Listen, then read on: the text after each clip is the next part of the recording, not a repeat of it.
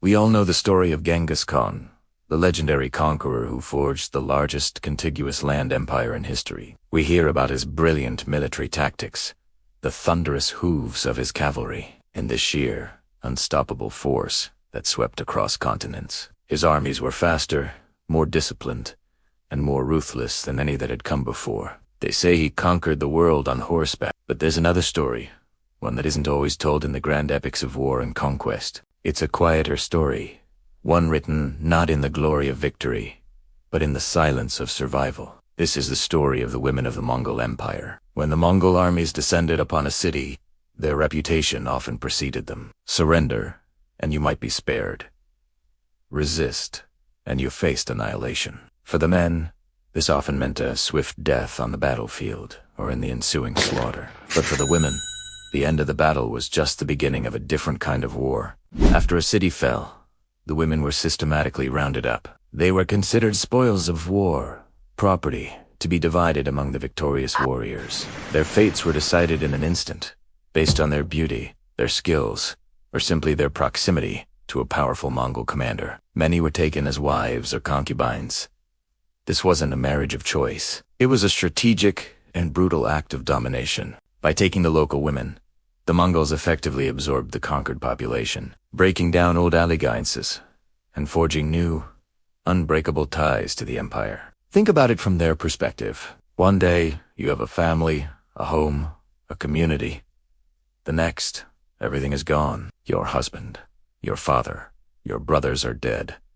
Your city is in ruins. You are taken by a man whose language you don't speak, whose culture you don't understand, and forced to build a new life in a world that has been violently imposed upon you. But let's be clear. This wasn't just about individual soldiers taking captives. It was a state-sanctioned policy, an integral part of the Mongol way of war and empire building. Genghis Khan himself led by example. His first and most beloved wife, Bert, was kidnapped by a rival tribe early in their marriage. He spent months fighting to get her back. This experience, some historians argue, deeply shaped his understanding of the strategic value and vulnerability of women in tribal warfare. After his own rise to power, Genghis Khan took numerous wives and concubines from the peoples he conquered. His most senior wives were powerful figures in their own right, managing vast households and holding significant influence. But the countless other women absorbed into his commanders' entourages had a different role. They were living symbols of victory. Their children would be the children of the conquerors, raised as Mongols, ensuring that the bloodlines of the defeated were literally woven into the fabric of the new empire. This practice had a profound and lasting genetic impact. In 2003, a landmark genetic study revealed an astonishing discovery. They found a particular Y chromosome lineage that is incredibly common across a huge swath of Asia, from the Pacific to the Caspian Sea. About 8% of the men in this vast region that's roughly 16 million men alive today carry this chromosome. The researchers traced its origin back to a single man who lived in Mongolia about 1,000 years ago. While it's impossible to prove with 100% certainty, the most plausible candidate for this super-prolific ancestor is Genghis Khan himself, or at least his direct male line descendants. This genetic marker didn't spread by chance. It spread through conquest. The Y chromosome is passed from father to son. The spread of this specific lineage is a genetic echo of the Mongol conquests, a silent testament to the countless women who were taken by Genghis Khan, his sons, his grandsons, and his armies. Their children, raised as part of the Mongol ruling class, went on to have their own families, spreading this genetic signature across the empire. It is a chilling reminder that the consequences of war are carried not just in our history books, but in our very DNA. The lives of these women were incredibly complex. On one hand, they were captives, stripped of their agency. On the other hand, some of them, particularly those married to high-ranking leaders, could attain positions of immense power and influence. The Mongol Empire was, in some ways, surprisingly progressive when it came to the role of elite women. The wives and mothers of the Khans, known as Khatans, were not hidden away. They managed huge parts of the empire, controlled vast wealth, and acted as regents for their young sons. They were advisors, diplomats, and power brokers. Take Trejin Khatan, for example. After the death of her husband Genghis Khan, Genghis Khan's son and successor, she ruled the entire Mongol Empire as regent for 5 years. She was one of the most powerful women in the world at the time, navigating treacherous political waters and ensuring her own son, Gyak, would become the next great Khan. Another was Sorgatani Beki, a woman famed for her political intelligence.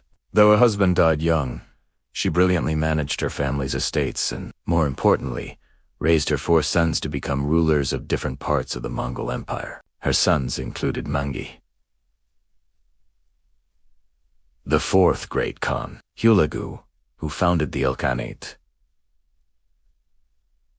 in Persia, and Kublai Khan, who conquered China and established the Yuan dynasty. She was, in essence, the mother of an imperial dynasty. But it's crucial to remember that these powerful Khatans were the exception, not the rule. They were the 1-in-a-million success stories. For every Trajin or Sorgatani, there were tens of thousands of unnamed women whose stories are lost to history. Women who were weavers, cooks, servants, and forced partners. Women who had to learn to survive in a hostile new world. They had to adapt, to find ways to protect themselves and their children within the rigid hierarchy of their new lives. Their resilience was their weapon. They preserved fragments of their own culture in secret, teaching their children old songs and stories, even as they were forced to adopt the ways of their conquerors. Their contribution was fundamental to the functioning of the empire. The Mongol Empire wasn't just an army. It was a society on the move. And it was the women who ran the ger, the mobile household that was the basic unit of Mongol life. They managed the livestock, made the food and clothing, raised the children, and literally packed up and moved the entire camp when the time came. Without their labor, the Mongol war machine would have ground to a halt. They were the invisible engine that powered the conquest. So when we talk about Genghis Khan, it's easy to focus on the battles, the strategies, the sheer scale of his achievement. But that's only half the story. The other half is the story of the women, the story of their capture, their suffering, and their survival. It's the story of how their lives were repurposed to build and sustain an empire, and how their legacy continues to this day, passed down through generations in the silent language of our genes. It's a story of trauma, but it's also a story of incredible, often overlooked, resilience. By remembering them, we get a much fuller, more human picture of one of the most dramatic chapters in world history. Thank you so much for watching. If you found this story compelling, please hit that like button and subscribe for more hidden histories. Let me know in the comments what you think. We'll see you in the next video. He was born into a world of chaos, a boy named Temujin, destined to face a life of unimaginable hardship. Before he became the great Genghis Khan, he was an outcast, a survivor living on the brutal Mongolian steppe. His story isn't just about conquest. It's about a boy forged in the fires of betrayal and hunger. A boy who learned early on that the world was a harsh and unforgiving place. His father, a minor chieftain, was poisoned by a rival tribe, shattering his world and plunging his family into a desperate struggle for survival. Abandoned by their own clan, Temujin, his mother, and his siblings were left to fend for themselves in the wilderness. They ate roots, hunted rodents, and faced the constant threat of starvation and attack. This was the crucible that shaped the man who would one day command the largest land empire in history. These formative years were defined by violence and treachery. In a grim sign of the man he was becoming, Temujin, still just a boy, killed his own half-brother in a dispute over a fish. He saw it as a necessary act of survival, a lesson that power, even within a family, was something to be taken, not given. Shortly after, he was captured and enslaved by the very clan that had abandoned him. He was forced to wear a wooden collar, a kang, a symbol of utter humiliation. But even in chains, the fire within him did not die. It smoldered, waiting for the right moment. He eventually escaped, a feat that began to build his reputation as someone with extraordinary resilience and cunning. These experiences didn't just harden him. They taught him a fundamental lesson about human nature. He learned that loyalty was fleeting and that fear was a far more reliable tool for control. The first true test of his leadership came when his young wife, Bert, was kidnapped by the Merkit tribe. This was more than a personal tragedy. It was a profound insult to his honor. For Temujin, retrieving her was not optional. It was a matter of destiny. He knew he couldn't do it alone. He sought help from his father's old ally, Togrul Khan, and a childhood friend who had become a powerful leader in his own right, Jamuk. Together, they formed a formidable alliance and launched a daring raid on the Merkit camp. The attack was a resounding success. Bert was rescued, and the Merkits were crushed. This victory was a turning point. It wasn't just a personal triumph. It was a public declaration. Temujin had proven himself as a capable warrior and a leader who could inspire loyalty and deliver victory. His name began to echo across the steppes. Warriors, drawn by his charisma and his growing fame, started flocking to his banner. He wasn't just a survivor anymore. He was a contender. As his influence grew, so did the tension with his old friend, Jamuka. They were like two suns in the same sky, both brilliant, both ambitious, but with fundamentally different philosophies of leadership. Jamuka favored the traditional aristocratic structure of the steppe, where power was held by the noble. Temujin, however, had a revolutionary idea. He promoted men based on merit and loyalty, not their bloodline. He welcomed commoners, former enemies, and people from all tribes into his ranks, creating a powerful and diverse military machine. This clash of ideologies was destined to lead to conflict. The friendship that had been forged in childhood and tested in battle finally fractured. The steppes divided into two camps: those who followed the traditionalist Jamuka, and those who followed the visionary team. Their rivalry escalated into a series of brutal battles, a civil war that would ultimately decide the fate of the Mongol people. The final confrontation between Temujin and Jamuka was not just a battle for supremacy, but a battle for the soul of the Mongol nation. In a decisive clash, Temujin's forces, organized with superior discipline and strategy, overwhelmed Jamuka's army. Jamuka was eventually captured and brought before his former friend. In a moment thick with history and personal tragedy,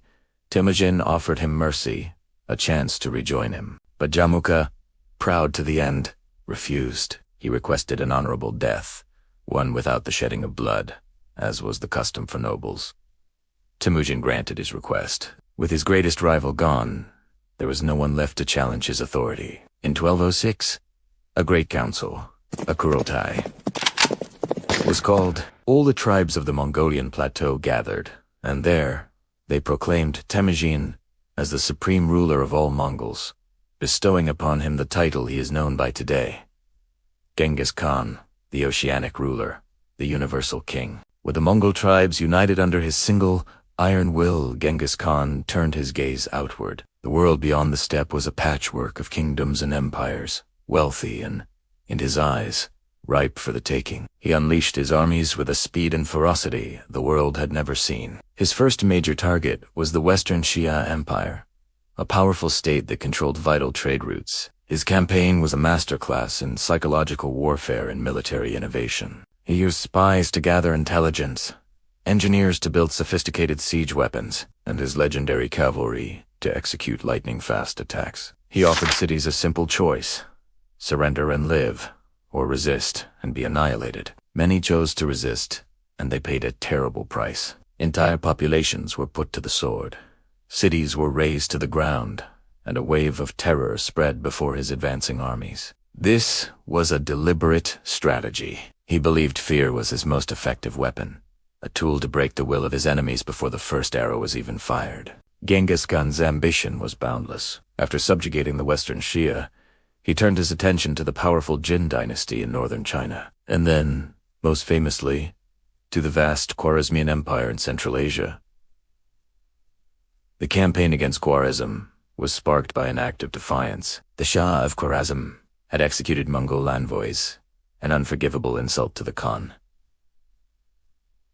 The retribution was apocalyptic. Genghis Khan led a multi-pronged invasion that utterly devastated the empire. Legendary cities like Samarkand and Bukhara, centers of learning and culture, were sacked and burned. The accounts from this period speak of rivers of blood and mountains of skulls. To Genghis Khan, this wasn't senseless brutality, it was policy. It was a message to the rest of the world. Obedience was absolute, and defiance meant obliteration. Conquest was not just about acquiring land or wealth. It was about imposing a new order, his order, on the world. Mercy was a privilege, not a right, and it was rarely granted. The Mongol war machine was unlike anything the world had ever seen.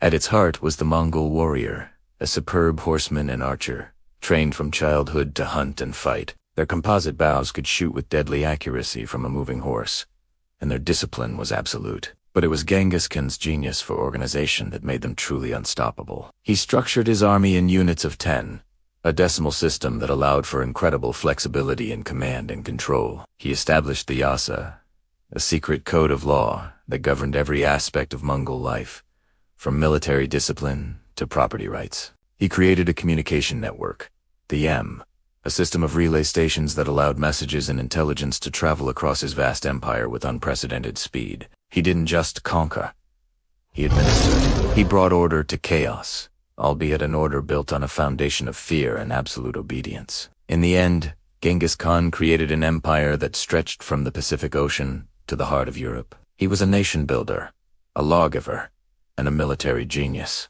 But he was also a conqueror who unleashed unimaginable destruction upon the world. He was a paradox, a man who united his own people by tearing others apart. His legacy is complex and fiercely debated. Was he a civilizing force who connected East and West, creating a period of peace known as the Pax Mongol? Or was he a brutal tyrant responsible for the deaths of millions? Perhaps he was both. The boy named Temujin, who fought for scraps in the wilderness, learned the world's harshest lessons and applied them on a global scale. He reshaped the world map, not with diplomacy, but with fire and steel, forever leaving his mark on the course of human history. His story is a chilling reminder of how the crucible of hardship can forge a will so powerful it can bend the world to its vision, for better and for worse. Thank you so much for watching. If you found this journey into the life of Genghis Khan fascinating, please hit that like button and subscribe for more deep dives into history's most compelling figures. Let us know in the comments what you think about his legacy. We'll see you in the next one. Have you ever wondered what it would feel like to see an unstoppable force heading straight for your home? A force so powerful, so disciplined, and so vast that it reshaped the known world. For millions of people in the 13th century, this wasn't a hypothetical question.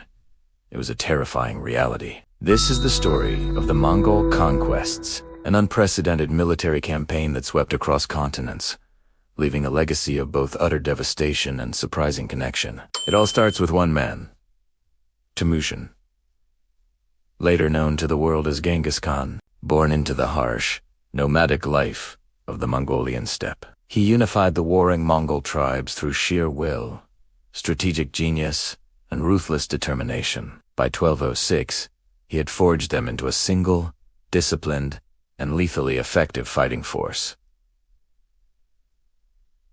But unifying Mongolia was just the beginning. His ambition, and that of his successors, was aimed at the entire world. The first to feel the full might of the Mongol war machine were their neighbors, the Xia and Jin dynasties in northern China.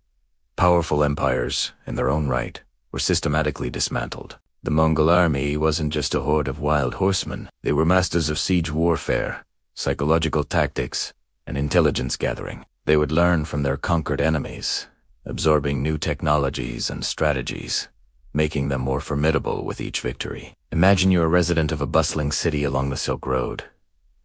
You hear whispers of an approaching army, stories so brutal you dismiss them as Then, one day, they appear on the horizon. Not just thousands, but tens of thousands of horsemen, moving with a speed and coordination you've never seen. They are the Mongols. They send an envoy with a simple, chilling offer. Surrender unconditionally and live, or resist and be annihilated. This was the choice faced by countless cities across Central Asia, Persia, and the Middle East. For cities like Samarkand and Bukhara, centers of learning and culture, the decision to resist proved fatal. The Mongols breached their walls, and what followed was methodical and merciless. The accounts from survivors and chroniclers paint a horrifying picture. Entire populations were put to the sword. Artisans and engineers were often spared, but only to be forcibly relocated to serve the Mongol Empire. The rest, from the richest merchant to the poorest commoner, faced a grim fate. The Mongols believed in making an example of those who defied them, a brutal form of psychological warfare that encouraged other cities to surrender without a fight. One of the most infamous examples was the siege of Baghdad in 1258. At the time, Baghdad was the heart of the Islamic Golden Age, the seat of the Abbasid Caliphate, and one of the world's greatest cities. When the Caliph refused to submit to Hulagu Khan, a grandson of Genghis, the Mongols laid siege. After the city fell, the destruction was legendary. The Grand Library of Baghdad, the House of Wisdom, containing countless precious manuscripts on science, philosophy, and medicine, was destroyed. It said the waters of the Tigris River ran black with the ink from the ruined books, and then red with the blood of the city's inhabitants. The fall of Baghdad sent a shockwave through the Muslim world, a cataclysmic event from which the region would take centuries to recover. But how were they so successful? What made the Mongol army the most feared military force of its time? It was a combination of factors. First, their cavalry was unmatched. Every Mongol soldier was an expert horseman, trained from childhood to ride and shoot with incredible accuracy from the saddle. They could cover vast distances at astonishing speed, living off the land and their herds, giving them logistical advantages that settled armies couldn't counter. Their composite bow was a devastating weapon, capable of piercing armor from a distance. Second, their command structure was based on merit, not birthright. Genghis Khan promoted his best generals based on skill and loyalty, creating a highly effective and disciplined officer corps. The army was organized in a decimal system units of 10, ciento, mil, and 10,000, which allowed for precise command and control on the battlefield. They used feigned retreats, flanking maneuvers, and encirclements with deadly precision. Third, as I mentioned, was psychological warfare. They cultivated a reputation for terror. Before attacking a region, they would send spies to gather intelligence and spread tales of their ferocity. The message was clear.